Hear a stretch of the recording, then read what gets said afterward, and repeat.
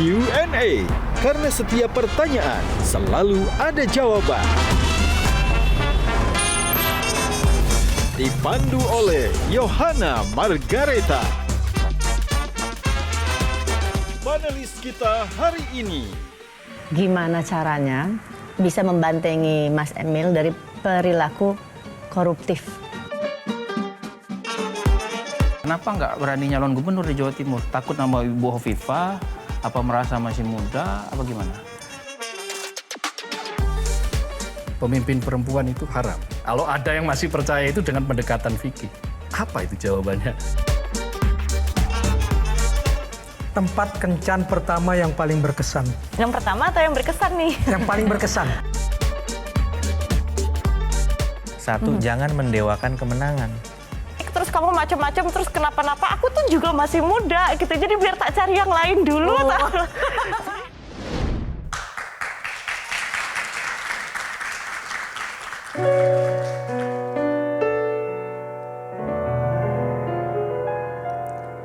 Meski waktu datang dan berlalu sampai kau tiada bertahan, semua takkan mampu mengubahku. Hanyalah kau yang ada di relungku. Hanyalah dirimu mampu membuatku jatuh dan mencinta. Kau bukan hanya sekedar indah. Kau tak akan terganti.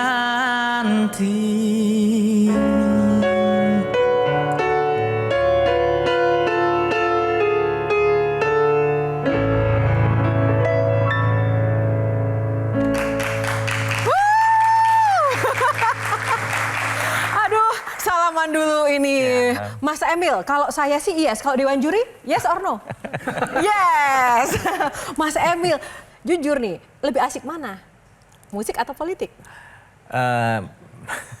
Ya sekarang saya tentu merasa bahwa politik adalah habitat saya ya. Gitu. Oh gitu. Tapi kalau saya jadi Mas Emil, saya pengen jadi penyanyi. Saya akan pilih jadi penyanyi. Kenapa? Karena saya bisa menyuarakan suara hati rakyat yang terpendam, yang tidak diwakili oleh para wakil rakyat di Senayan. Bener nggak sih teman-teman?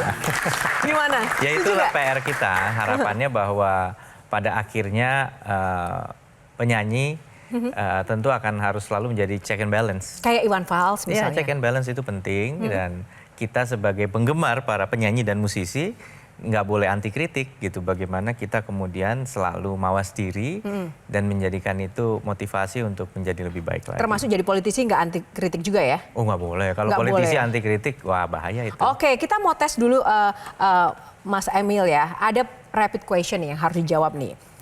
Kita mau tahu pilihannya itu jelas atau tidak. Kahitna atau Dewa 19? Kahitna. Khofifah atau Arumi? Hah? Khofifah atau Arumi? Ya Arumi lah. Ya Arumi lah. Wagub atau Menteri? Ayo. Wagub. Wagub, tepuk tangan. Terima kasih. Silakan duduk Mas Emil. Jadi Mas Emil, untuk Q&A kali ini ada aturan mainnya, ada 9 box. Tapi kita hanya akan buka boxnya itu beberapa saja random. Dan silahkan untuk menjawab. Wajib menjawab pertanyaan. Karena setiap pertanyaan selalu ada jawabannya. Langsung saja kita mulai permainan yang pertama. Mas Emil mau nomor berapa box yang dibuka? Angka paling gampang aja ya. Hah? Angka 1. Angka 1, berarti yang selain 1 susah ya Mas ya? Bukan, maksudnya kan semua mulai dari angka pertama. Oh, Gitu. angka pertama. Baik, kita buka angka pertama pilihan Mas Emil. Apa isi box pertama? Politik gelitik. Tepuk tangan dong.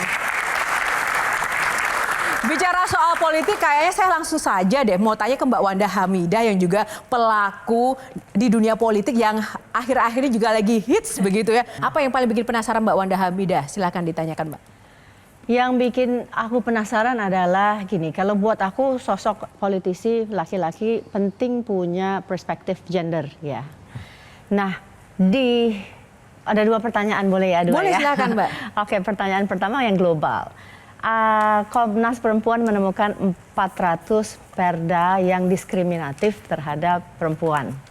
Nah, kalau di antara perda itu ada di Jawa Timur, apa yang Mas Emil akan lakukan terhadap perda-perda yang diskriminatif terhadap perempuan? Dan nanti itu datanya bisa dicek di Komnas Perempuan ya. Pertanyaan kedua is more personal.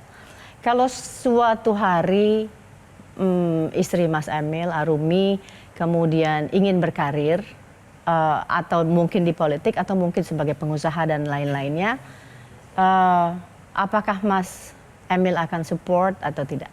Oke, silakan. Langsung Iya. 2 pertanyaan. Langsung 2 pertanyaan. Yang pertama menurut saya jelas sekali ya kalau Komnas Perempuan udah menyatakan seperti itu. Kita pertama salah satu indeks kinerja utama aja indeks pembangunan gender. Indeks pembangunan gender memang seringkali dibilang equal access ya. Equal access itu artinya perempuan boleh bersekolah, boleh bekerja. Tapi kenyataannya kan memang selalu ada uniqueness, ada kekhususan yang dihadapi oleh perempuan yang kemudian harusnya bisa kita acknowledge ya, kita pahami. Jadi apabila, nah tinggal mungkin sebuah proses dalam legislatif, apalagi Mbak Wanda juga pengalaman di legislatif, pastinya kan ada proses dalam merevisi sebuah perda di badan legislatif. Nah, saya meyakini bahwa 400 perda itu harus memang bisa benar-benar conform atau comply dengan nilai-nilai. Nah, pertanyaannya tinggal gini. Kadang kita merasa ini tidak diskriminatif, tetapi setelah ditelaah itu diskriminatif. Kita menghormati betul Komnas Perempuan, tapi kadang nanti kan pertanyaannya adalah kami nggak bisa bilang kenapa ini diskriminatif karena Komnas Perempuan bilang seperti itu. Tentu lebih bagus lagi kita bisa menjelaskan bahwa ini loh pemahamannya. Kami sudah dijelaskan oleh Komnas Perempuan bahwa ini yang menyebabkan diskriminatif. Jadi firm, jelas harus ada tindak lanjut, tapi memang proses bahwa kita ingin memahami bukan karena kita mempertanyakan keabsahannya dari apa yang ditemukan Komnas, tapi lebih kepada harus kami dalam proses legislasi, si eksekutif ini yang harus menjelaskan kenapa mengusulkan perubahan perda. Gitu. Oke, langsung yang kedua, ngomong-ngomong soal perempuan juga. Tadi menegaskan pertanyaan Mbak Wanda, kalau misalnya Mbak Arumi maju politik, langsung spesifik aja ya Mbak politik atau misalnya. yang bidang yang lain lah yang dia interest ya, Support passionate nggak? about. Pertama, makanya saya juga menekankan gini bahwa ada yang bilang perempuan tuh buat apa sih sekolah tinggi-tinggi kalau akhirnya nggak kerja. Loh, sekolah itu bukan berarti sekedar untuk kerja, tapi kesempatan untuk memperkuat kemampuan intelektual dan peran sebagai ibu rumah tangga itu juga peran yang sangat penting. Tapi memang sebenarnya hari ini tugas untuk parenting bukan lagi hanya dimiliki oleh ibu saja, tapi juga bapak gitu. Kita harus punya sebuah kekompakan dalam bagaimana membesarkan anak. Ada Arumi dorong sekolah orang tua hebat waktu itu sebagai ketua PKK. Syaratnya untuk bisa lulus, bapaknya harus ikut juga. Kalau bapaknya nggak ikut sekolah orang tua hebat, nggak bisa dikasih lulus gitu. Jadi ini salah satu prasyarat yang kemudian berpengaruh tadi. Saya merasa satu, nasib orang nggak ada yang tahu ya gitu. Saya bagaimana gitu. Kadang ini yang lucu pengalaman. Waktu kita pengen ngasih program asuransi untuk nelayan. Kalau dia kemudian kecelakaan, ini ada asuransi untuk ahli waris istrinya. Supaya kalau dia kecelakaan itu ahli warisnya dapat santunan. Ada yang nggak mau. Kenapa? Nanti istri saya uang itu malah dipakai untuk nikah lagi gitu. Saya bilang, loh, kebalik saya bilang. Justru kemandirian keluarga diperoleh pada saat apabila kita kenapa-napa, ada kondisi itu tadi, ada keluarga kita punya akses kepada insurance tadi. Itulah tujuan life insurance, menolong orang yang kita sayangi gitu. Dan nggak harus selalu laki-laki, kadang perempuan melakukan itu.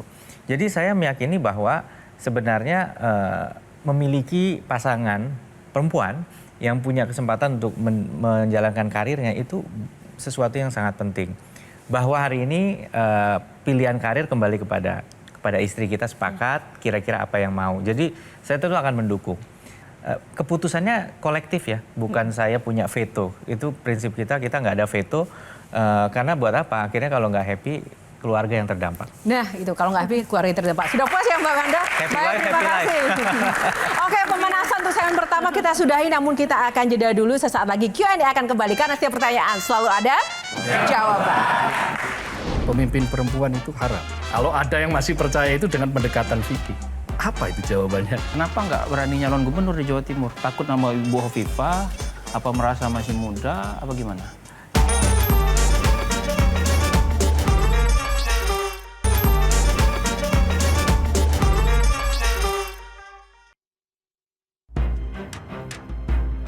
Emil Elestianto Dardak atau yang dikenal dengan nama Emil Dardak. Lahir 20 Mei 1984. Pernah menjabat sebagai Bupati Trenggalek dan Wakil Gubernur Jawa Timur periode 2019 hingga 2024. Emil adalah anak dari Hermanto Dardak, Wakil Menteri Pekerjaan Umum periode 2010 hingga 2014. Emil pernah berkarir sebagai eksekutif muda dan seorang musisi. Bahkan Emil pernah debut dan merilis lagu pada tahun 2009 hingga 2010 bersaing dengan Vidi Aldiano dan Afgan. Di usianya yang ke-22 tahun, Emil menyelesaikan studi S3-nya dan memperoleh gelar doktor jurusan Ekonomi Pembangunan di Ritsumeikan Asia Pacific University, Jepang. Pada 2013, Emil menikahi aktris cantik yang terpaut usia 10 tahun, Arumi Bachsin. Meski menjadi politisi yang sukses, Emil dan Arumi masih sering makan di pinggir jalan.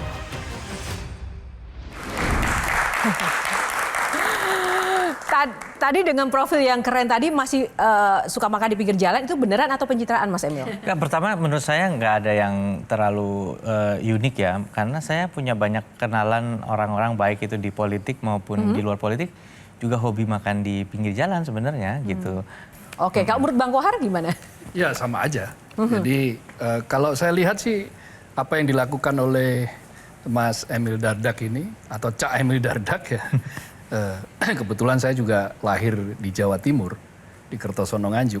Jadi ada kebiasaan kok, banyak tokoh-tokoh di Jawa Timur itu biasa itu makan pecel lele di daerah Jombang, atau makan sego tumpang di Kertosono, atau yang semuanya di pinggir jalan.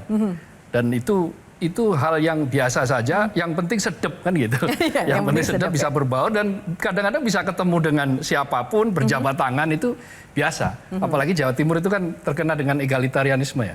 Egaliter lah, orangnya egaliter. Jadi orang-orang sosok yang kadang-kadang agak terlalu priayi gitu malah agak susah. Nah kalau sosok-sosok seperti Mas Emil Dardak ini seperti apa Bang Kohar? Saya banyak berbicara dengan beberapa kawan, beberapa teman yang dulu teman sekolah di ini. Ya mereka rata-rata mengapresiat lah dengan kepemimpinan Jawa Timur yang sekarang. Cuma saya tadi tergelitik meneruskan perempuan tadi boleh nggak? Boleh. Di Jawa Timur. Nah dong. gini, Mas Emil ini kan kakeknya Kiai ya. Pak Muhammad Dardak itu Kiai, Kiai NU lah terkenal di Jawa Timur.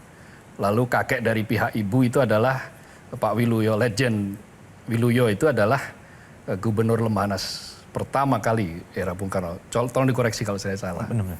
Nah, konteks saya yang soal Kiai tadi adalah begini. Kan masih ada itu di Jawa Timur itu hidup pandangan bahwa pemimpin perempuan itu haram. Setidak-tidaknya masih ada yang berpandangan seperti itu. Nah, kalau menghadapi hal-hal semacam itu dengan katakanlah pendekatannya pendekatan fikih gitu. Kalau ada yang masih percaya itu dengan pendekatan fikih, apa itu jawabannya Mas Emil? Saya rasa tentunya pertama serahkan pada ahlinya. Saya ada langsung terngiang sebuah ayat yang saya nggak berani sebut karena makom ilmunya itu biasanya dimiliki kiai, biar kiai menjawab. Jadi pada saat kita sekarang melihat bahwa misalnya contohnya Bu Hovifah adalah seorang wanita, kemudian yang mengiringi jalannya Ibu Hovifah pada saat mencalonkan dan saat memerintah juga, saat menjabat juga beliau banyak minta nasihat para kiai dan ibu nyai, kelihatannya itu salah satu yang harusnya bisa menjadi sebuah rujukan gitu loh, bahwa ini sesuatu yang masih bisa jangan berdebat lah bahasanya ya, tapi masih bisa dibicarakan, masih bisa didiskusikan dalam menyikapi pandangan ini. Artinya pada akhirnya sekali lagi masyarakat di Jawa Timur diberi kesempatan untuk mewujudkan apa yang mereka yakini dalam sebuah pilihan begitu, dan mereka punya kiai-kiai yang dijadikan panutan dalam membuat keputusan tersebut. Kebetulan 3 calon sekarang perempuan semua. Nah, itu juga salah satunya. Itu juga benar-benar ini ya, pembuktian dari pertanyaan Bang Ya. Kohar tadi, Jawa Timur juga terbuka dengan pilihan itu, Iya. meskipun itu perempuan. Kalau Bang Jayadi Hanan, Mas Emil politisi yang sabar kayaknya ya. kenapa Bang Jayadi mengatakan demikian? Udah 8 tahun, 5 tahun jadi wakil gubernur. Biasanya kan nyalon jadi gubernur dong. Udah 5 tahun. Biasanya iya. seperti itu Sebagian habitnya besar kepala daerah sama wakil itu pecah kongsi biasanya. Ya kan? Gitu. Nah, kenapa nggak berani nyalon gubernur di Jawa Timur? Takut nama Ibu Hovifah?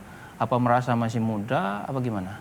Ya jujur sih kenyataannya memang saya pakai perhitungan juga satu.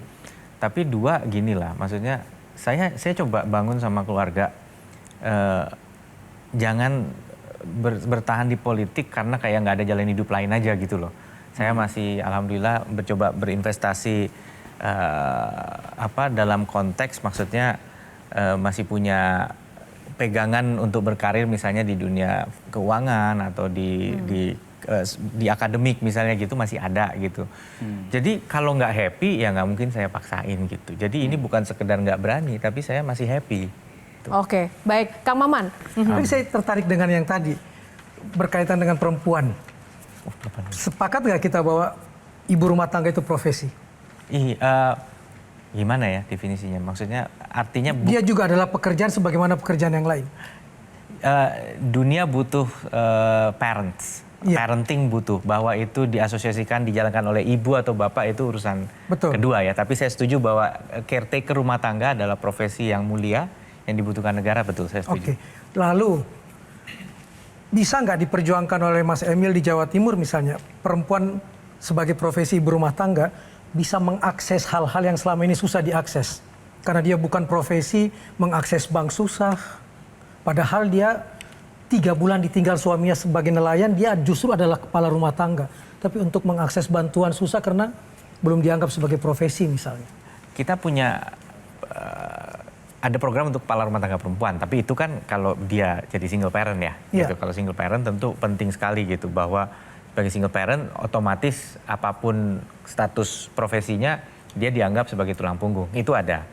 Tapi bagi yang juga sedang menjadi ibu rumah tangga, pertanyaannya sebenarnya kalau untuk mengakses untuk apa? Kalau untuk modal usaha dia sudah jadi hybrid kan, fungsinya ibu rumah tangga tapi juga dia membantu ekonomi. Ini yang saya temukan menarik banget dari mulai sejak saya riset S3 di Boyolali tahun 2005. Ternyata penggerak ekonomi di pedesaan tuh kaum perempuan. Betul. Dan yang paling keren tuh memang karena mereka nggak hitungan ya, nggak target hitungan gitu. Jadi apa aja dijalanin untuk membantu ekonomi keluarga. Jadi itu katanya. Jadi sehingga mereka nggak terlalu hitungan, pokoknya semua dijalanin. Itu yang membuat ekonomi di pedesaan hidup. Mereka yang ngangkut barang ke pasar, mereka yang trading di sana gitu. Jadi memang luar biasa sebenarnya peran kaum perempuan. Kalau memang mereka termarginalkan dalam segala akses, yaitu PR betul gitu. Itu kembali lagi tadi kepada apakah karena peraturannya yang satu mendiskriminasi atau justru peraturannya yang tidak bisa memberikan platform yang baik untuk membuka akses. Itu PR kita. Mudah-mudahan di Jawa Timur terjadi. Kenapa guru PAUD gajinya kecil? Karena itu pekerjaan perempuan dan bukan penghasilan utama, cuma penghasilan tambahan suami. Bisa nggak perspektif kita ubah? Harus dirubah dan itu jangan pernah menyerah kalaupun langkah yang kita lakukan itu kelihatannya baby step. Artinya bahwa pertama Jawa Timur kemarin sempat ramai nih. Dan langsung alhamdulillah ya kebetulan karena kami juga masih punya akses ke teman-teman di legislatif ya di DPRD provinsi, mungkin Mbak Wanda sekali lagi pernah pengalaman di DPRD tingkat provinsi juga, itu sempat ramai karena memang PAUD itu sebenarnya kewajibannya di level bupati gitu dan desa, harusnya dana desa itu juga diminta untuk PAUD gitu, tapi akhirnya untuk insentif nih Pemprov ngasih insentif guru PAUD, jadi udah real nih. Kenapa? Itu bentuk penghormatan kami. Harusnya kan Ingarso Sungtulodo dong. Betul. Kalau provinsinya ngasih, bawa ikut gitu. Nah akhirnya kan kita bilang tiba-tiba sekarang tuh ada undang-undang hubungan keuangan pemerintah daerah. Dibalik nih pajak kendaraan bermotor yang katakanlah nih angka kasarnya pemerintah provinsi biasanya dapat 70% kemudian 30% dibagi kabupaten kota, ini diputer. Sekarang kabupaten kota dapat sekitar 65-nya, 35-nya ke provinsi. Dan ini berdampak mungkin hampir 4 triliun pengurangan PAD di Jawa Timur. Pasti kan harus kita tata lagi nih yang kita sifatnya ingat sesung tulodo. Tapi karena kemudian ini menimbulkan kekhawatiran besar, ya itu kita tunda, tidak dilakukan rasionalisasi gitu. Karena pentingnya tadi bahwa oke, kita cari ruang-ruang efisiensi yang lain lah gitu. Jangan dulu guru PAUD ini udah kasihan banget gitu. Dan itu yang menarik tadi yang Kang Maman sampaikan. Apa jangan-jangan hari ini kita bersyukur ya, ada yang mau didik anak-anak kita di usia dini karena mereka kaum perempuan yang nggak terlalu hitungan. Tapi kan kita jangan kemudian kita yang ngelunjak ya. Kalau kita yang ngelunjak taken for granted mau jadi apa? Jadi saya setuju dan mudah-mudahan bisa jadi. Ini menarik sekali Q&A malam ini dan tolong wartakan kepada para perempuan dan ibu-ibu di rumah untuk menyaksikan episode kali ini ya. Karena pembahasannya spesial perempuan ternyata. Siapapun penanyanya semua tertarik perempuan. Semuanya luar biasa loh. Perempuan loh. Iya. Ini spesial. Saya pikir akan bertanya tentang data-data, survei, tapi semuanya tentang perempuan. Menarik memang perempuan ini. Namun kita akan jeda dulu, sesaat lagi kami akan kembali. Karena setiap pertanyaan selalu ada jawaban. Gimana caranya bisa membantengi Mas Emil dari perilaku koruptif? Terus kamu macam-macam, terus kenapa-napa, aku tuh juga masih muda gitu, jadi biar tak cari yang lain dulu.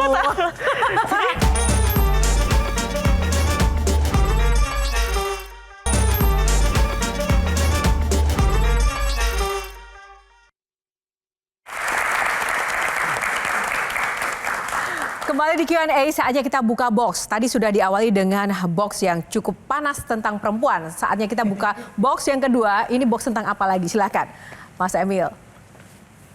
Nomor berapa? Ya, ke pojok sebelah situ deh, 9. Oh, 9, langsung ya. Ke 9. Sudut-sudut. Who am I? Oke. Tepuk tangannya mana? Who am I ini tentang sosok Mas Emil ya. Tapi sebelum kita bicara tentang sosok Mas Emil dan semesta di sekitar Mas Emil, saya mau tahu pandangan Mas Emil tentang situasi politik begitu kejam. Banyak intrik, ya kan? Semua serba kepentingan. Bahkan yang mungkin awalnya mulus atau mungkin niatnya baik, jadi harus terjebak dan terseret dalam pusaran lingkaran setan sistem politik kita. Nggak takut atau mungkin nggak kapok ketika harus menghadapi dinamika seperti itu, dan apa benteng penjaganya seorang Emil Dardak? Keluarga. Pertama pertanyaannya gini, kalau sama istri kita terutama dukungan orang terdekat ya. Pertama kita satu values nggak? Satu, jangan mendewakan kemenangan. Kita tuh tanding bisa menang bisa kalah loh gitu. Udah siap mental belum kalau gitu? Itu penting. Oke, kita buktikan, kita langsung panggil sang istri Arumi. Mbak Arumi Bahin kita undang. Kita berikan tepuk tangan yang luar biasa untuk Mbak Arumi. Lagi-lagi sosok perempuan emang luar biasa. Halo, tepuk tangan untuk Mbak Arumi. Sosok yang paling ceria yang selalu mendampingi Mas Emil. Apa kabar Mbak Arumi? Aduh. Tunggu, jangan ke sana dulu, kan udah sering nih. Saya mau nanya, Mbak Arumi, tadi kan Mas Emil bilang bahwa benteng penjaga dia di dalam dunia politik untuk menghadapi tantangan itu adalah keluarga, apalagi istri. Suka dukanya jadi istrinya Mas Emil memiliki jabatan dan sebagai politisi apa Mbak? Yang paling duka deh. Yang paling duka ya ditinggal terus. Ditinggal terus ya? Maksudnya sibuk gitu, jarang ada waktu buat istri ataupun anak-anak. Bukan curhat ya, tapi emang faktanya gitu. Sukanya yang paling disukai? Yang paling disukai apa ya? Oh, aku punya kesempatan sekarang mendampingi Mas Emil itu pergi ke seluruh tempat, ke daerah-daerah yang kalau dulu nggak dampingin Mas Emil, mungkin aku nggak akan kepikiran akan ke sana. Maksudnya kayak nggak mungkin aku ke desa, nggak mungkin aku ke ini gitu. Jadi ada satu dunia baru yang akhirnya terbuka buat aku. Terima kasih, silakan bersama sang suami. Wah, terima kasih. Nah, sebelum saya lempar ke panelis, saya mau tanya, Mas Emil itu kan menjadi terkenal, ya jujur saja ya, dulu saya tahu karena ada kisah dengan Mbak Arumi. Nah, sejauh mana ini pamor sang istri mempengaruhi karir politik Mas Emil? Lumayan sih, maksudnya. Lumayan. Mbak Arumi lumayan banget atau gimana? Ya, maksudnya gini. Gimana? Pada masa, ya nggak bisa dipungkiri gitu, kita tuh banyak dikenal suaminya Arumi, bahkan yang lucu ya. Pernah juga loh kejadian tuh lagi sama Arumi jalan itu, terus ditanya, Mbak, di Surabaya nih, gitu tanya. lagi ada acara di Surabaya, lo gimana sih selama ini kita? Terus Pak tolong fotoin ya Pak. Ya Dikasih pernah, handphone tolong ya. fotoin tuh gitu lagi di yogurt. Ya kita fotoin aja nggak apa. Walaupun jarang tapi ada gitu, artinya muncul di berbagai tempat. Terus saat nemenin Mas kampanye Pilpres kemarin itu ya dia kan harus balik duluan gitu. Saya pikir waduh ini saya gimana ya, ternyata orang kenal gitu, tapi kenalnya ini suaminya Arumi gitu ya. Jadi betul memang. Tapi dulu aku selalu bilang, apalagi waktu masa pertama itu kan di Trenggalek, jadi ketika pertama kali Mas Emil masuk politik gitu, aku selalu bilang, aku tuh ibarat kalau toko tuh mungkin aku etalasenya gitu. Jadi orang udah kenal dulu, terus harus menarik dulu, tapi kan yang penting di dalamnya gitu. Nah, di dalamnya itu ada Mas Emil, istrinya ketika orang sudah ngelihat, awalnya memang ketika awareness-nya belum terlalu tinggi, orang mungkin ngelihat nih siapa nih suami Arumi Bachsin, tapi semua itu kan ketika sudah mata tertuju ke Mas Emil yang membuktikan gitu. Kalau misalnya memang nggak ada isinya juga pasti lewat juga. Nah akhirnya sekarang malah kita nggak ngerasa oh ini lebih, malah justru kayaknya market kita beda deh gitu. Kalau misalnya saya tetap di entertain mungkin ini gitu, tapi Mas Emil akhirnya punya masanya sendiri gitu. Wow, tepuk tangan ya, teamwork sekali ya. Perempuan hebat ya, itu tadi perempuan yang mendampingi politisi. Nah ini kalau dari sudut pandang politisi perempuan sendiri, melihat dua sosok ini, Mbak Wanda, ada yang ditanyakan nggak? Banyak. Satu yang paling. Oke, aku pada saat ini aku mau nanya ke Arumi, gimana caranya bisa membantengi Mas Emil dari perilaku koruptif.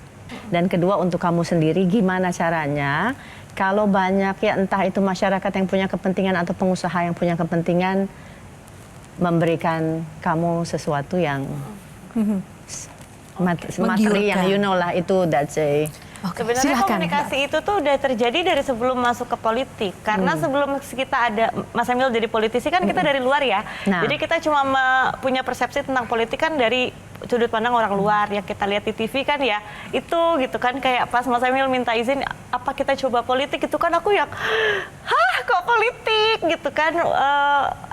Serem banget loh di media tuh serem banget gitu. Akhirnya kita coba ngobrol yang serius sebelum memutuskan. Nah di situ akhirnya aku percaya diri gitu. Memang orangnya punya integritas gitu. Jadi dari awal Mas Emil masuk politik tuh dari usia 30-31 lah kurang lebih ya waktu di Trenggalek itu. Menurutku kita tuh masih terlalu panjang gitu loh. Kalau misalnya kita mau macam-macam gitu. Jadi kalau kamu yakinin aku dulu kalau misalnya masuk politik terus kamu macam-macam terus kenapa-napa, aku tuh juga masih muda gitu. Jadi biar tak cari yang lain dulu. Tapi beneran itu salah satu ketakutan terbesar gitu. Tapi pada saat itu dia berhasil meyakini bahwa ya ini benar-benar calling gitu. Jadi bukan karena ada ini dan akhirnya itu harus di cross check terus tuh. Apalagi kalau misalnya ada tadi itu bener banget itu terjadi gitu. Kalau di Mas Emilnya sendiri dia bisa bentengin diri sendiri ya, yang kadang-kadang polos tuh dan nggak ngerti aku kan gitu. Jadi kayak pentingnya di komunikasi. Oke, Bang Jayadi dulu nih. Masih terkait dengan itu ya, Mbak Arumi masih melakukan aktivitasnya di dunia entertain ya? Seadanya aja tapi. Iya. Seandainya Mas Emil juga sukses di dunia entertain seperti Mbak Arumi gitu, kira-kira dia lebih kaya dari sekarang apa? Iya. Artinya dunia entertainment itu bisa membuat lebih kaya dibandingkan di dunia politik. Iya. Kok iyanya kok semangat banget, Mbak? Kayak merasakan sebuah kegundahan. Saya tuh merasa jantungnya Mas Emil tuh sampai kedengaran deg-degannya di sini karena saya kan orangnya agak ceplos-ceplos, jadi kadang-kadang nggak tahu nih kalau apa yang boleh dan nggak boleh diomongin kan. Tapi kalau menurut hemat saya ya, yang seharusnya gitu memang lebih fleksibel, lebih di dunia entertainment di ya? entertain. Sebelum selanjutnya ke Kang Maman, silahkan Kang Maman. Saya sering diundang ke daerah-daerah sebagai pegiat literasi. Selalu saya nanya, saya akan berbicara dengan siapa? Waktu itu diajak ke Jawa Timur. Dengan Bunda Literasi dan Bunda PAUD sekaligus, itu kan menempel di jabatan nih. Saya paling sebel kalau melihat kalimat itu karena biasanya balihonya gede, begitu acara orangnya nggak datang, diwakili. Tapi waktu dengan beliau datang dan saya masih underestimate, bisa nggak dia ngomong atau cuman baca. Ternyata dia sama sekali nggak baca dan bisa menjelaskan tentang stunting dan susu itu bukan kental manis itu bukan susu dan lain sebagainya, dan dia bisa membicarakan angka-angka. Sampai profesor di samping saya bilang, nggak malu-malu ini ya istri wakil gubernur saya. Gitu. Kita pernah bertemu soal itu kan, membicarakan itu waktu itu di universitas. Sering melihat bahwa banyak orang yang meminta dirimu muncul dan kamu tolak karena memang tidak punya waktu. Sementara yang lain walaupun tidak punya waktu bilang iya dulu supaya balihonya di mana-mana. Kamu mengalami itu juga nggak? Iya, banyak yang aku tolak. Bukan karena sombong, karena manajemen waktunya aja. Akhirnya aku kalau atur waktu itu, kalau ngatur waktu antara beberapa jabatan, kemudian waktu make sure aku ada di rumah dan untuk anak-anak juga gitu. Dan ketiga, paling ndak tega kalau misalnya ada namaku, tapi abis itu akunya ndak datang. Mengecewakannya itu lebih diingat karena beberapa kali ada seperti itu, maksudnya biarin aja gitu, maaf ya mendadak nggak bisa gitu. Ketemu Surabaya dan Jawa Timur tuh kan ternyata kecil ya, maksudnya orangnya itu aja. Bu, saya waktu itu udah datang loh ke kampus ini karena waktu itu pembicaranya harusnya ibu, tapi ibu nggak datang ya, saya nggak ini gitu. Nah, jadi akhirnya saya bilang sama tim, ayo kita lebih hati-hati. Kalau datang. Jadi kalau saya bilang datang tuh 90% pasti datang. Hanya karena ada faktor tertentu yang mendadak yang saya nggak bisa datang. Jadi kalau yang nggak bisa datang dari awal aku bilang nggak datang. Oke. Mas Bang Kohar. Satu pertanyaan. Oke, silakan. Mas Emil, lagu Maaf untuk siapa? Lagu Bidadari untuk siapa? Bidadari untuk dia. Maaf untuk? Kalau maaf, ini dibuat sebelum ketemu saya. Maaf bukan untuk siapa, tapi untuk ada saudara saya menceritakan kisahnya dialah gitu. Gitu ya. Jadi saya bikin lagu itu untuk ngejek, untuk nggodain saudara saya seakan-akan dia dinyanyiin itu. Iya. Bukan pribadi. Karena lagu itu sudah ada, belum pacaran sama saya. 2009 ya, sekarang nikah 2013. Kang Maman nakal ya pertanyaannya ya. Pertanyaan khas artis. Iya, oke. Luar biasa. Wah, menarik sekali. Kita bintang tamunya Mas Emil ya, teman-teman ya. Jangan lupa. Kita akan nanya Mas Emil dan juga Mbak Arumi, namun kita akan jeda dulu. Sesaat lagi Q&A akan kembali karena setiap pertanyaan selalu ada jawaban.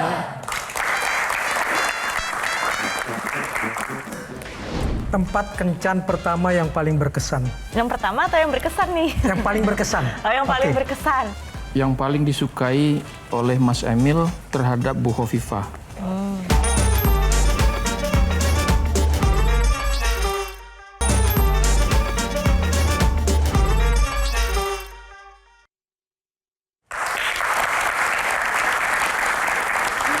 Ya, terima kasih Anda kembali di Q&A dan saatnya kita akan buka box selanjutnya Mas Emil. Box nomor berapa? Tadi udah 19. Teng tengah. Tengah 5. Oh, langsung ya garis miring. Uji skill, tepuk tangan dulu. Kalau soal profilnya Emil Dardak, sudahlah kita bisa langsung googling ya. Nah, tapi ada skill lain yang ingin kita uji di antara dua sepasang ya suami istri ini yang tadi luar biasa sekali kompaknya kalau di dunia nyata, di dunia kerja. Nah, Kang Maman boleh nggak mewakili panelis ya untuk menanyakan beberapa pertanyaan. Nah, di sini aturannya adalah Mbak Arumi dan Mas Emil silahkan menulis jawabannya, jangan dikasih lihat. Nanti kita mau pengen tahu benar-benar cocok, benar-benar kompak nggak sih gitu. Ada 3 atau 4 pertanyaan kita akan sampaikan. Ditulis jawabannya di situ. Sama nggak kira-kira? Nah, Kang Maman boleh mewakili panelis nih. Silahkan memberikan pertanyaan 2-3 pertanyaan, jawabannya sama nggak? Kalau ada panelis yang juga mungkin tergelitik ingin menanyakan sesuatu, nggak apa-apa, monggo aja. Kita mulai dari Kang Maman dulu. Tempat kencan pertama yang paling berkesan. Oke, silakan ditulis jawabannya. Yang pertama atau yang berkesan nih? Yang paling berkesan. Yang paling berkesan. Oke. Jangan nyontek ya. Oke, yang kedua, Kang Maman. Saya lagi. Boleh, Kang Maman. Nomor sepatu anak kedua.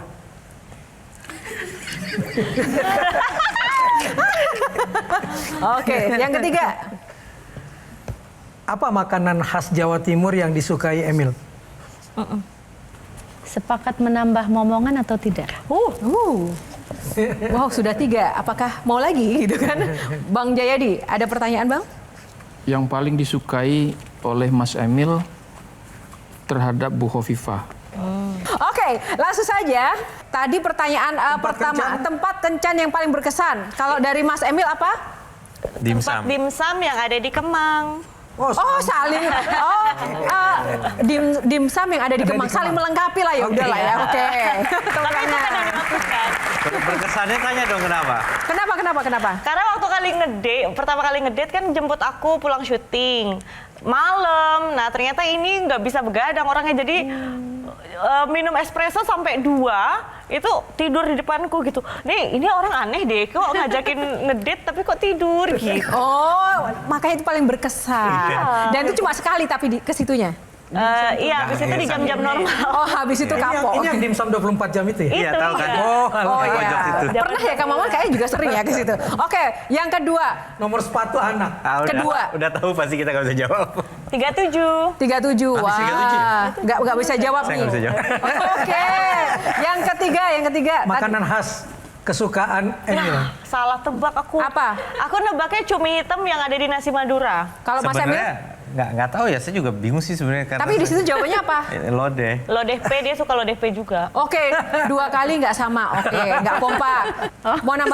Mau nambah momongan? Tidak, Mas Emil tidak. Enggak. Oke, kompak, tepuk tangan. Iya, kita kasih tepuk tangan kalau yang kompak aja ya. Oke. Terus kalau Bang Jayadi tadi pertanyaannya adalah Yang paling disukai oleh Mas Emil dari Ibu Hovifa. Ini kayak hampir sama walaupun kata-katanya beda. Kalau aku bilangnya dedikasi. Ini pekerja keras. Pekerja keras. Oke, sama ya. Oke, kompak. Oke, terima kasih tadi sudah menjawab tantangan-tantangan dari para panelis dan pertanyaannya. Sekarang saya kasih kesempatan balik ya, biar fair. Mas Emil boleh memberikan tantangan untuk para panelis dengan tebak lagu. Oh, tebak lagu. Tebak lagu. Ini keahliannya nih. Para panelis jangan sedih ya. Ini ada 4 panelis. Singkat saja. Nanti kita kasih kesempatan untuk Bang Kohar yang pertama dulu. Ya, Bang Kohar nih. Lagu pertama, silahkan ditebak. Apa judulnya?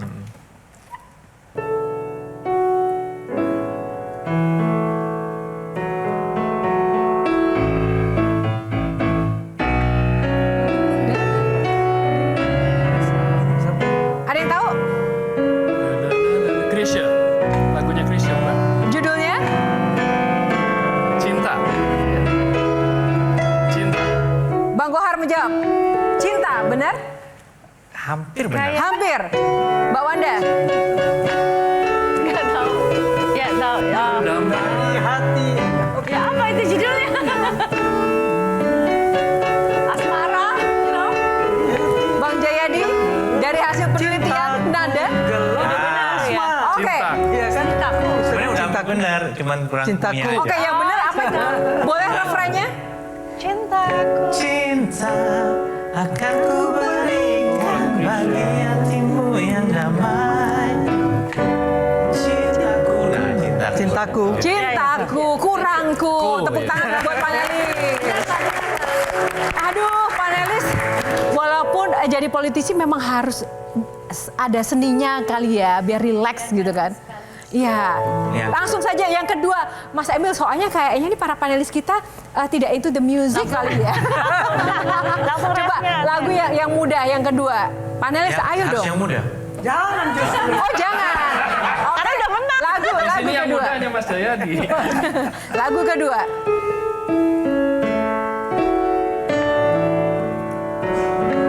Lawan Solo.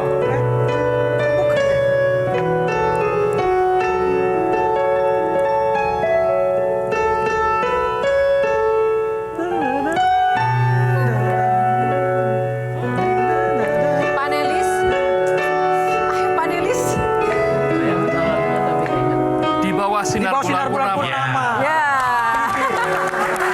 Oh, tunggu. Yang jawab yang senandung refrennya gimana? Di bawah sinar bulan. Iya. Aku belum Lanjut Bang Kohar. Oke, tepuk tangan. Mas Emil Dardak, terima kasih kasih untuk waktunya spesial di Q&A, dapat bonus lagu-lagu yang istimewa. Semoga karirnya sukses dan pesan-pesan dan harapan masyarakat benar-benar bisa ditampung, dan juga Mas Emil tidak hanya bisa menyuarakan suara Kahitna atau artis-artis favoritnya, tapi suara rakyat juga bisa didengarkan dan juga benar-benar dilindungi hak-hak masyarakat. Tepuk tangan untuk Mas Emil Dardak. Terima kasih. Dan terima kasih untuk Anda pemirsa yang sudah setia dengan Q&A pada malam hari ini. Semoga episode kali ini menginspirasi Anda semuanya. Kami undur diri dulu, Yohana Margareta dan juga teman-teman yang ada di Q&A kali ini mengucapkan terima kasih atas kebersamaan Anda. Dan jangan kemana-mana, penampilan persembahan terakhir dari Emil Dardak untuk Anda semuanya. Sampai jumpa. Silakan Mas Emil.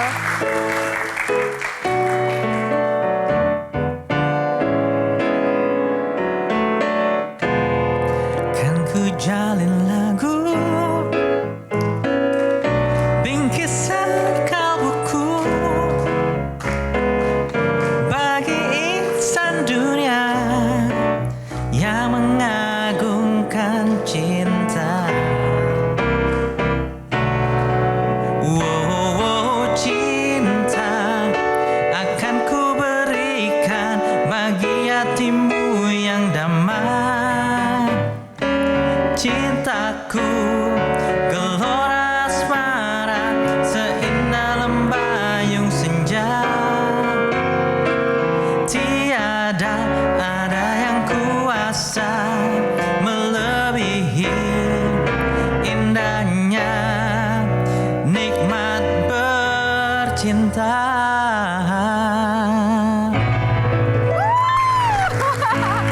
Terima kasih. Sampai jumpa. Metro TV. Jelajahi cara baru mendapatkan informasi. Download Metro TV Extend sekarang.